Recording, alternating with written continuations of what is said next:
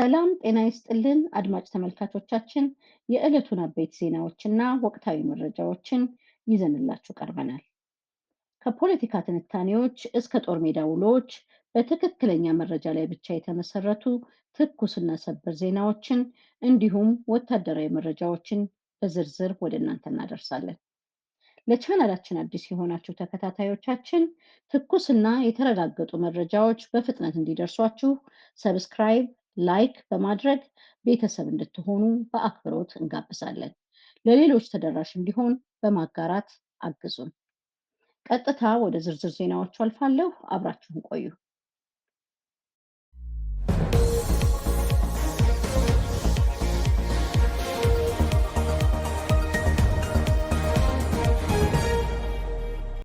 በፀሐይ መውጫ ከተማ በተፈጸመ አስደናቂ የከተማ ውስጥ ኦፕሬሽን አንድ ከፍተኛ ወታደራዊ አመራር ሲደመሰስ ሻምበል መሪ ተማረከ።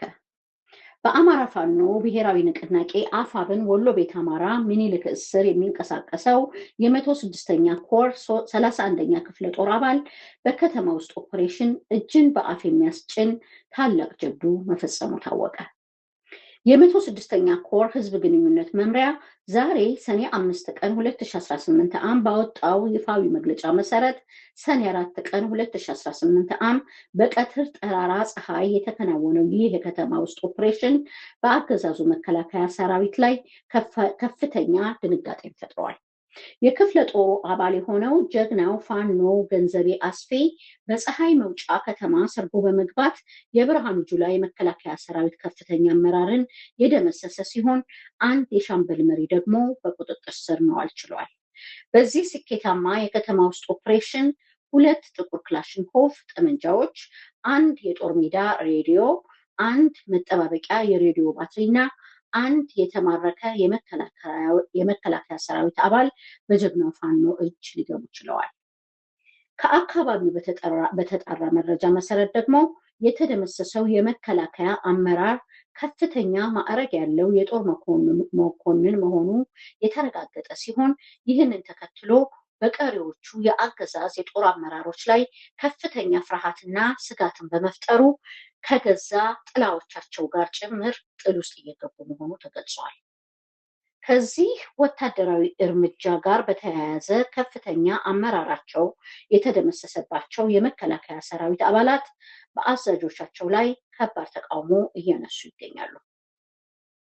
የሰራዊት አባላት ከአማራ ክልል አስወጡን፣ ከህዝብ ጋር አጋጭታችሁ ህዝቡን እንዲጨርሰን አታድርጉን፣ መቼ ነው ጠረፍ ሄደን ለሀገራችን የምንሞተው?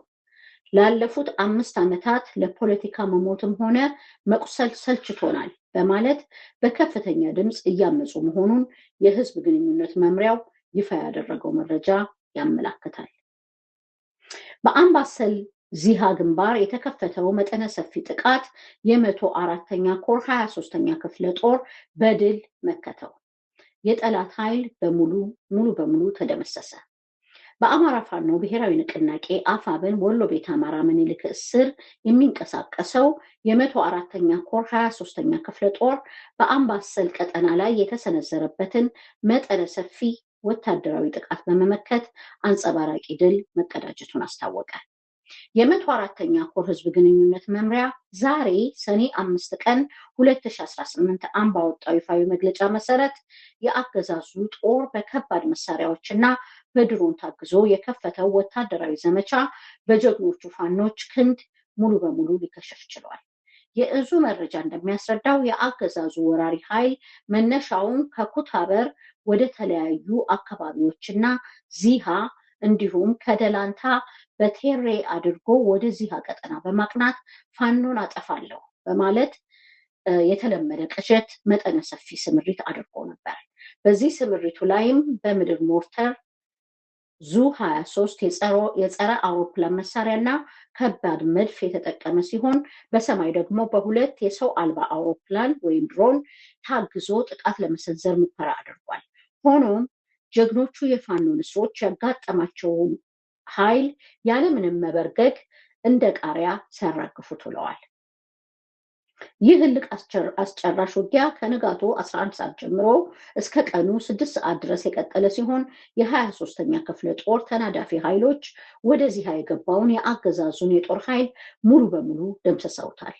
በዚህ ከባድ ወታደራዊ ሽንፈት የተበሳጨው አገዛዙ በዘፈቀደ 3 ጊዜ የድሮን ጥቃት በመሰንዘር ከጦርነቱ ጋር ምንም አይነት ግንኙነት የሌላቸውን ንጹሐን ዜጎች የጥቃቱ ሰለባ አድርጓል።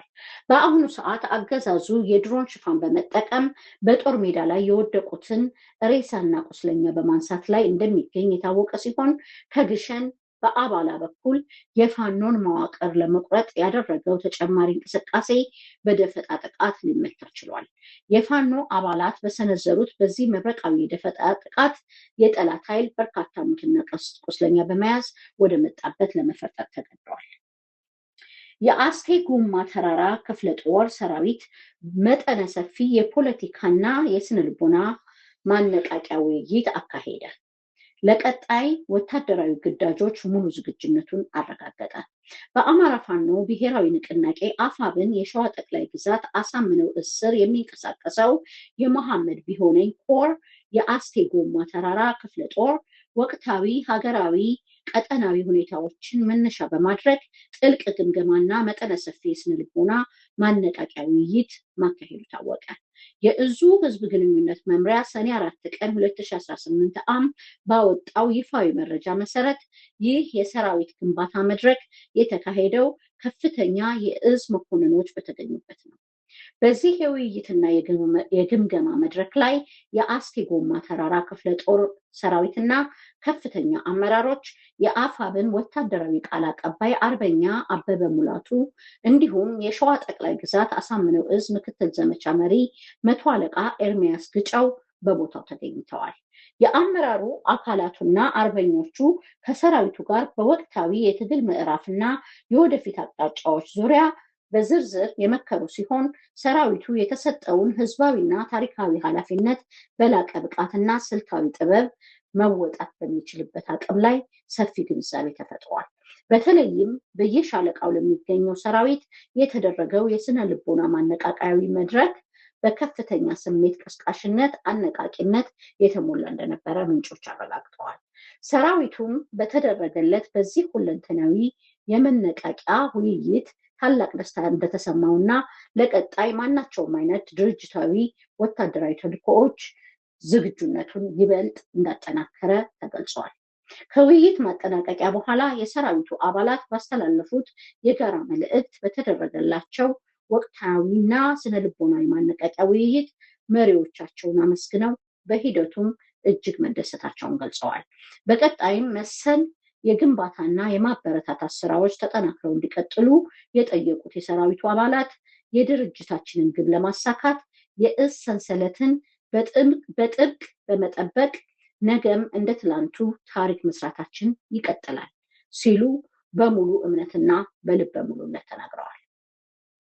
የክፍለ ጦሩ ከፍተኛ አመራሮች በበኩላቸው ሰራዊቱ በተሃድሶ መድረኩ ላይ ላሳየው ከፍተኛ ተነሳሽነት፣ ወታደራዊ ስነስርዓት፣ ልበ ሙሉነት ታላቅ ምስጋናቸውን ያቀረቡ ሲሆን የተጀመሩት መሰል የውይይትና የስልጠና መድረኮች በቀጣይም ይበልጥ ተጠናክረው እንደሚቀጥሉ በልበ ሙሉነት አረጋግጠዋል። የአማራ ፋኖ ብሔራዊ ንቅናቄ አፋብን በተለያዩ ግንባሮች የሰራዊቱን ድርጅታዊ ቁመና በጥልቅ ግምገማዎች እና በተሃድሶዎች እያጠናከረ መሆኑን፣ በመንግስት የጦር መዋቅር ውስጥ የሚገኙ አባላት ደግሞ መኮብለላቸውን በስፋት መቀጠላቸው አስታወቀ። የአፋብን ቴዎድሮስ ዕዝ 206ኛ ኮር ላለፉት 6 ወራት ሲያከናውናቸው የነበሩትን ወታደራዊና አስተዳደራዊ ተግባራት የኮሩ ቋሚ ኮሚቴ በተገኘበት ለ3 ቀናት በጥልቅ መገምገሙ ታውቋል።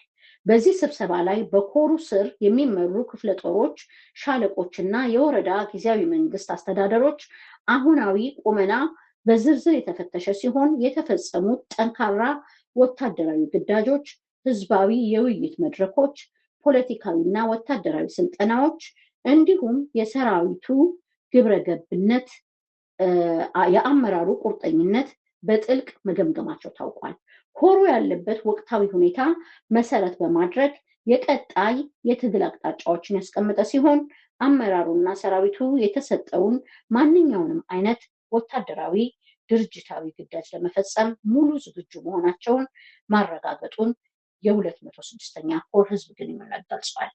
በሌላ በኩል በዚሁ በቴዎድሮስ እዝ 206ኛ ኮር 24ኛ ክፍለ ጦር የትንቅንቅ ቀጠና በሆነው በምስራቅ ጎጃም ዞንና ስናን ወረዳ ረቡ ገበያ ከተማ መሽጎ የሚገኘው የመንግስት የጸጥታ ኃይል መዋቅር እየፈራረሰ መሆኑ ታውቋል። በከተማዋ መሽጎ የሚገኘው ኃይል በፋኖ ስልታዊ ጥቃቶች ሳቢያ ከፍተኛ ፍርሃት ውስጥ በመውደቁ የአገዛዙ የሰራዊት አባላት እየከዱ የህዝቡን ወገን በመቀላቀል ላይ ይገኛሉ።